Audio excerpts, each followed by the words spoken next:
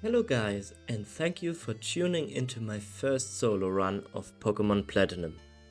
The basic rules for this run are: I can only use my starter and its evolution in battle, no items in battle except Pokeballs to catch wild Pokemon, and no glitches. A more detailed version for the rules of this run are in the description. I will also use game time and resets to rank these runs later on. I chose to do Turtwig first because it's one of my favorite evolution lines.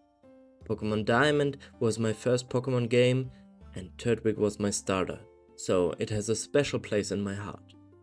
For its stats, it has 55 in HP, 68 attack, 64 defense, 55 special defense, 45 special attack and a very low 31 speed. I also chose an adamant nature for it, since it's more of a physical attacker. It increases its attack and decreases its special attack by 10%. After we choose our starter and the professor leaves, our rival Barry wants to battle. He chose Chimchurn, the fire type, which is strong against Turtwig, but here he mostly uses status moves like Leer, and we use a few tackles to knock Chimchar out. The experience from this battle levels us up, because we're in the medium slow EXP group. Despite its name, it's actually one of the best for solo runs, since you level up fast in the early game. Before we can start our journey, we have to do some early game tasks, like visiting the lake, where we meet Cyrus, leader of Team Galactic, for the first time. In Sandgem Town, we nickname our starter, get the Pokédex from the professor, as well as TM27 return.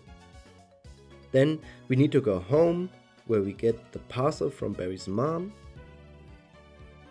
watch the catching tutorial with an unusual Pokemon, and finally, in Jubilife City, we meet Luca, deliver the parcel to Barry and collect coupons for the Pokédex. For the upcoming rival fight, we go north of Jubilife to battle two optional trainers.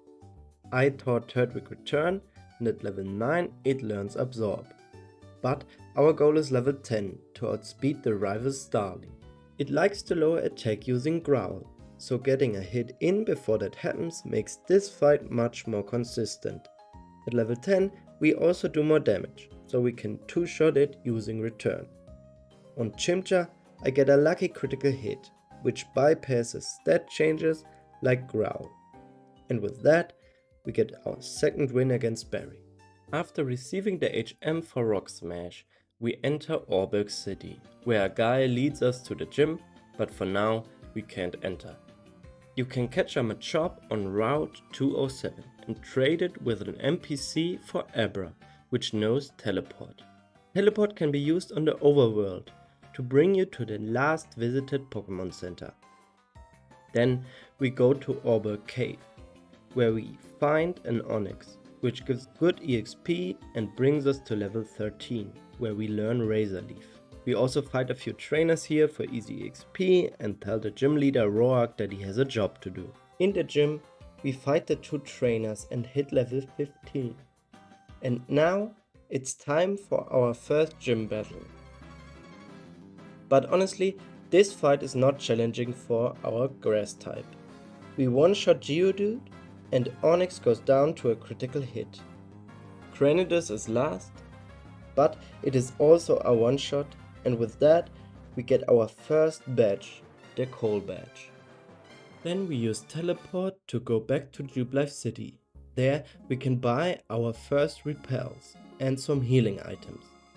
In Floroma Town we get access to a few berries. We pick up a Cherry, Patcher and Oranberry. As we defeat one of the grunts, Turtwig levels up to 18, where it evolves into Groudon. With the stat boost and the keys to the Valley Windworks, we are ready to take on Commander Mars. Normally, her Zubat likes to use Toxic, but here it just goes for Leech Life. We actually speed tie it and luckily we move first on the next turn. Her Perugly uses Fake Out, which crits, but then we set up once using Curse, which we learned one level earlier, and one hit her Ace on the next turn. In Eterna Forest we team up with Cheryl. Razorleaf is quite useful for the double battles here, and at level 22 Grotle also learns Bite. Next up we're gonna fight Gardenia. Let's see who's the better grass type trainer. Her own Turtwig sets up Reflect, which is annoying, so we have to use Curse 4 times to increase our attack and defense. It also lowers Grotle's speed, but with a base of 36 we barely outspeed anything.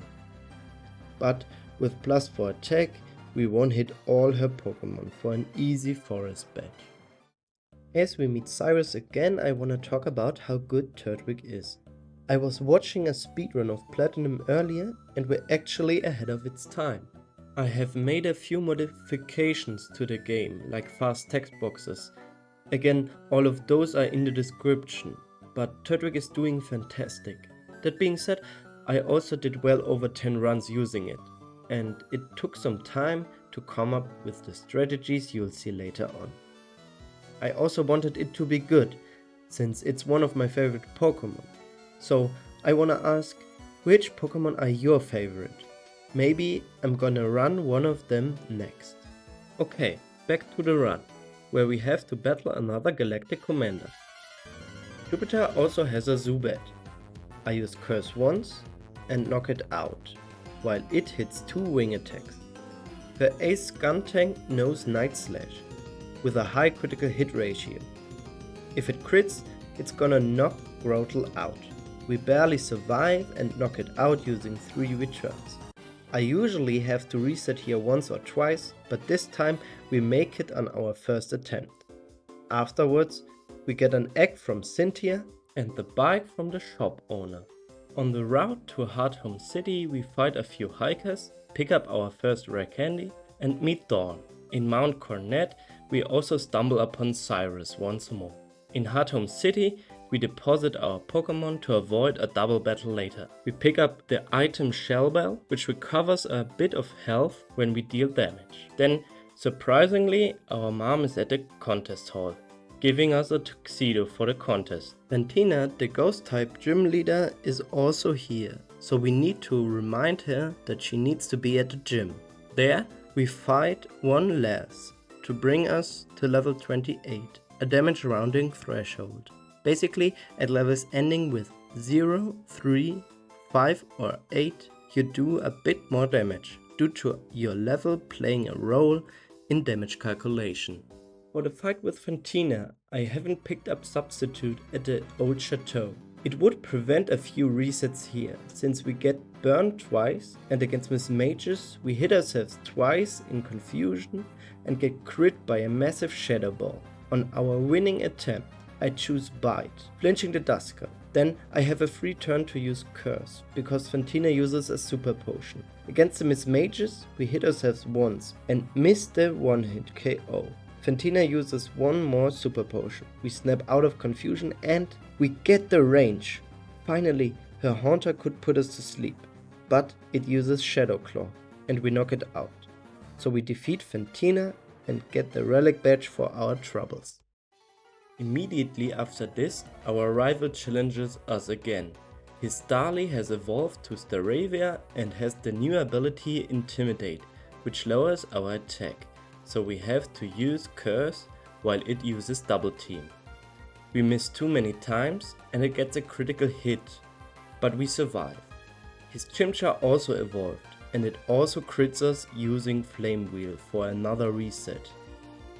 But on the next attempt, we finish our setup and one-shot all of his Pokemon. We get paralyzed, but his last 2 Pokemon can't do much and we win.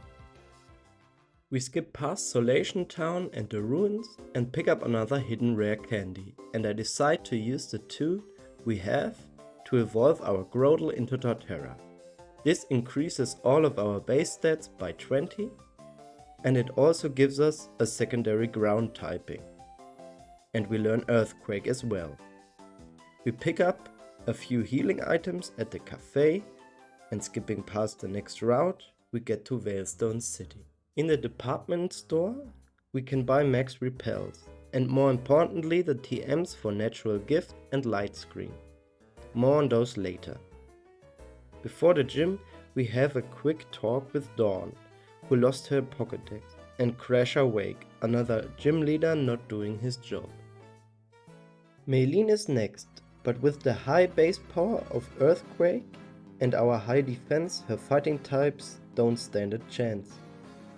Her Meditite is annoying using Fake Out, but we one-hit it, as well as her ace Lucario, since it's weak to ground.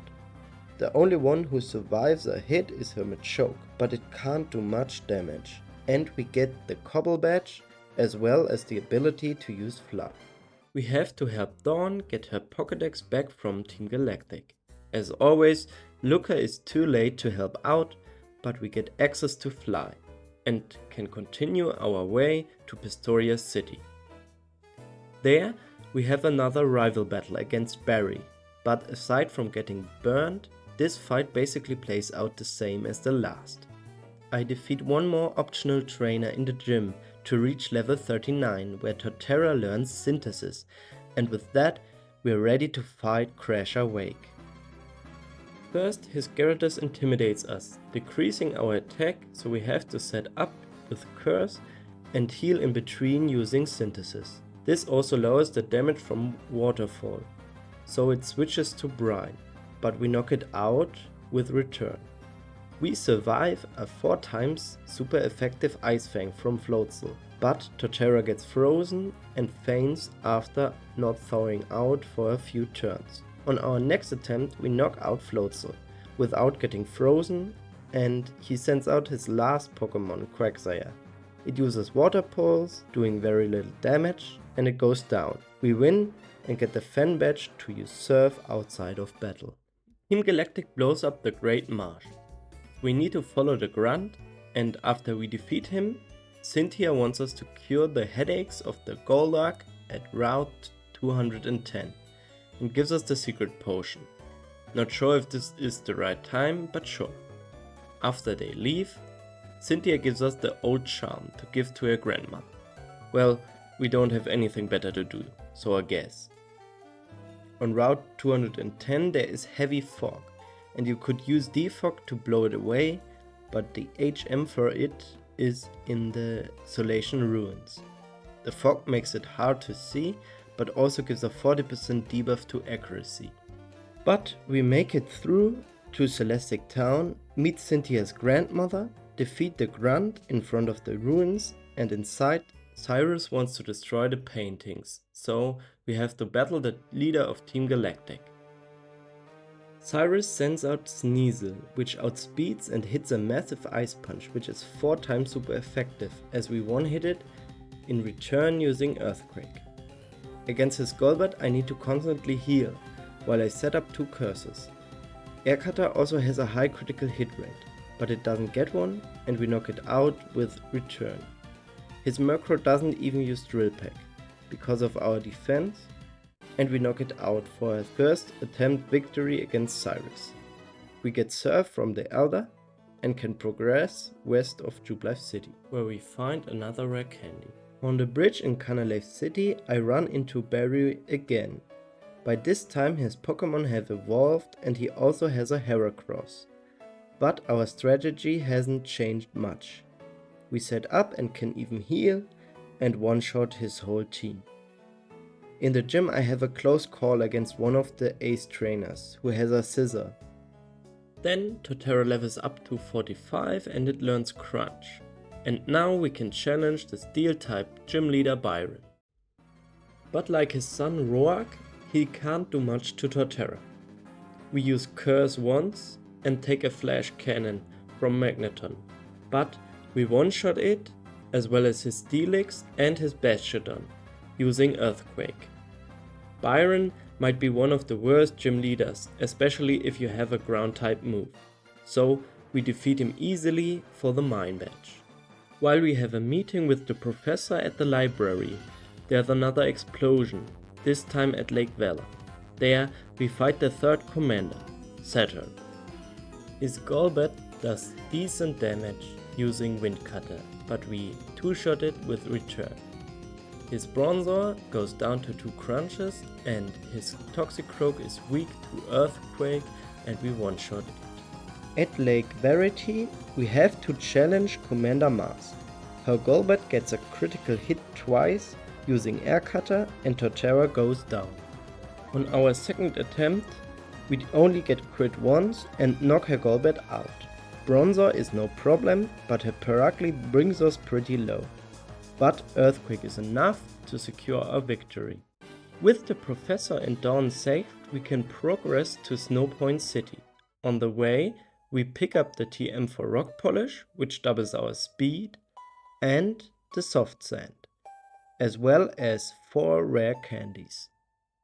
I teach Torterra Natural Gift in the place of Crunch and Rock Polish in the place of Curse. I also give it a Cherry Berry. Now is a good time to explain Natural Gift. This move consumes your berry to attack, while the base power and the type is dependent on which type of berry you're holding.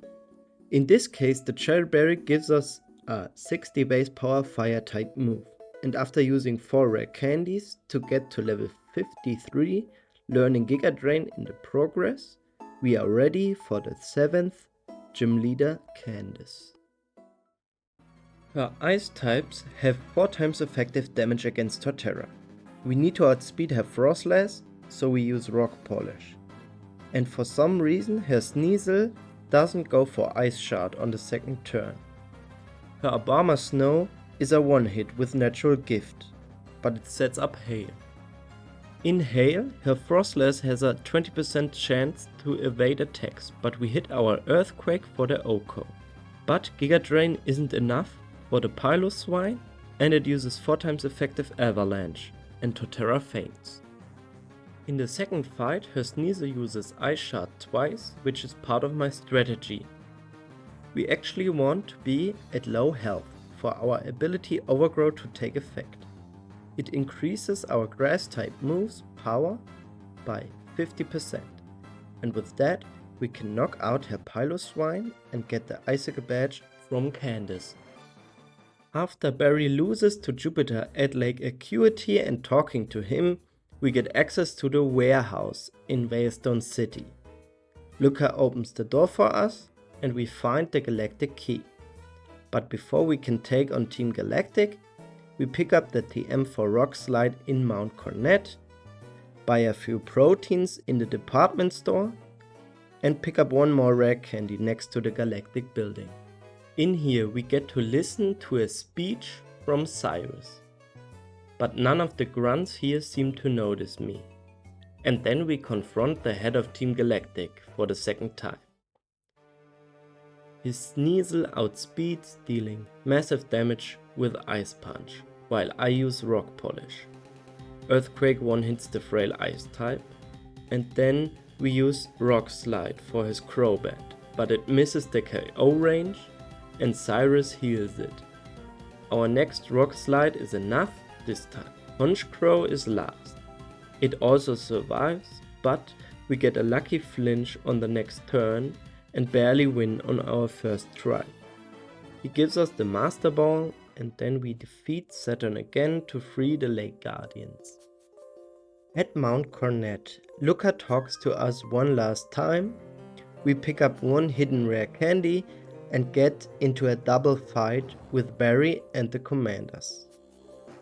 I have 1 unfortunate reset against them, but after we win, Cyrus uses the red chain to control Palkia and Dialga.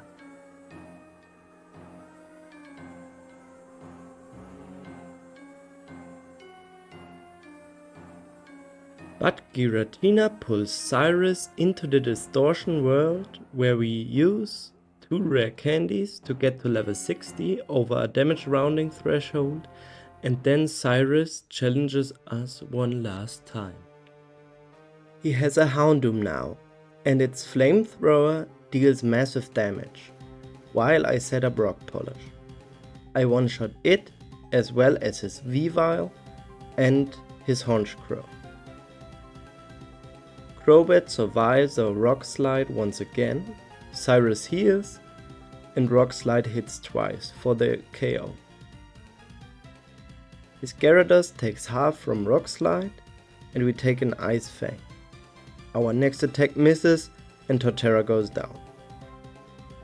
But we make it back to Gyarados on our next try and get a critical hit for the victory. Cyrus leaves. We run from Giratina and check in with the professor before heading to Sunny Shore City. We use the move reminder to learn Wood Hammer in Pastoria, and then we meet Flint. He tells us to go to the lighthouse to motivate Volkner.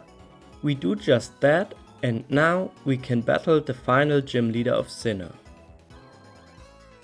He's an electric type specialist, so Torterra has a great matchup.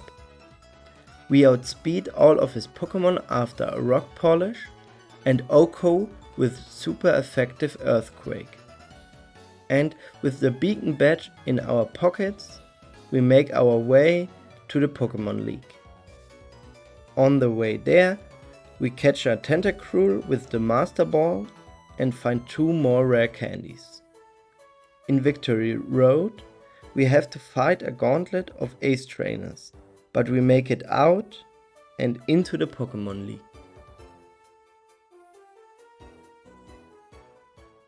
Before challenging the Elite Four, Barry interrupts us and we have to battle him for the last time. His Staraptor intimidates us, but uses U-turn, and we have to chip down Heracross using Rock Slide.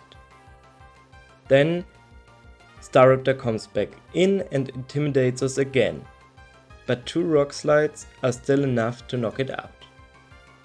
Next, his Infernape goes down to 1 Earthquake, while his Floatzel takes 2.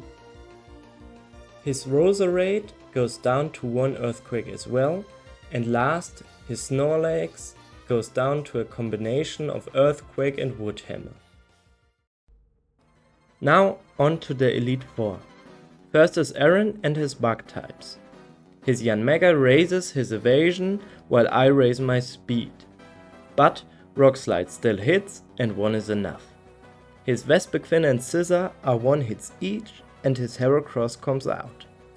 I use Wood Hammer, but it survives with yellow HP activating Swarm, the bug type counterpart to Overgrow. So his Mega Horn deals massive damage to Torterra and it goes down. This time I use 2 Earthquakes, not triggering Swarm and knocking Heracross out. His Raypion is his ace and is weak to ground types, so it goes down and we defeat Aaron with 1 reset. Bertha and her ground type Pokemon are next. On the first turn I set up while taking minimal damage from Aqua Tail, and using Earthquake I Oko her first Pokemon. Against the Gliscor I misplay, going for Wood Hammer first, taking recoil damage. Then she heals and Torterra takes a lot of damage from Ice Fang before knocking it out. I'm in the red, so against her Golem I use Earthquake, recovering a bit of health with the Shell Bell. Her Rhyperior survives a hit and knocks Torterra out. On the next attempt I make it back to her Rhyperior, this time with full HP, so I can use Wood Hammer against it as well as her Hippowdon and win our second Elite Four battle. The third Elite Four member is Flint, and he uses fire types. We already met him in Sunny Shore City, and you'd think he would be a problem for Torterra. But after taking 1 flamethrower and boosting our speed, we one-shot each of his Pokemon with Earthquake. Let's see if Lucian, the last of the Elite Four, is a bigger challenge for Torterra. His Psychic types have low defense, so they can't really stand up to the power of Earthquake. Although Espeon hits a super effective signal beam, Torterra shrugs it off, and the only Pokemon on his team we can't hit with our ground type move is Bronzong because of Levitate, and we get quite low, but we knock it out using Wood Hammer. Both his Alakazam as well as his Gallade go down to a single hit, and with that we defeat the Elite Four. Before we challenge the champion, I finally teach Torterra Light Screen in the place of Wood Hammer. Then I give it a Soft Sand to make Earthquake even stronger. And now we can fight Cynthia, the champion of the Sinnoh region. She leads with Spiritomb. We use Light Screen against it to take less damage from her special attacks. But its Shadow Ball lowers Torterra's special defense, so we take too much damage from her Togekiss and her Garchomp and go down. We have 2 more resets because we get crit bypassing Light Screen. On our next attempt I set up Light Screen and Rock Polish and get the range against her Spiritomb. Togekiss is next and Rock Slide flinches it. She heals with a full restore, but 2 more Rock Slides are enough for it, and her Milotic is next. It can survive 1 Earthquake as well, but we get a one-shot. He sends out her Ace Garchomp, and it can burn us using Flamethrower, but our Earthquake gets a critical hit and one-shots.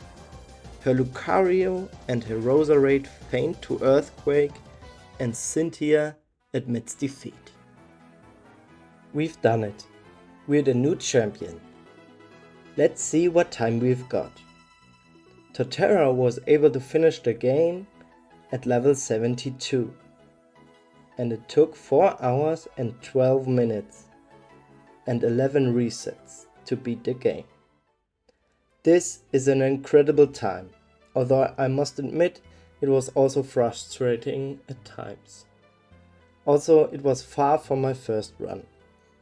I have poured many hours in this run and in this video, so this has been a long journey for me. Please leave a like and thank you for watching. Until next time.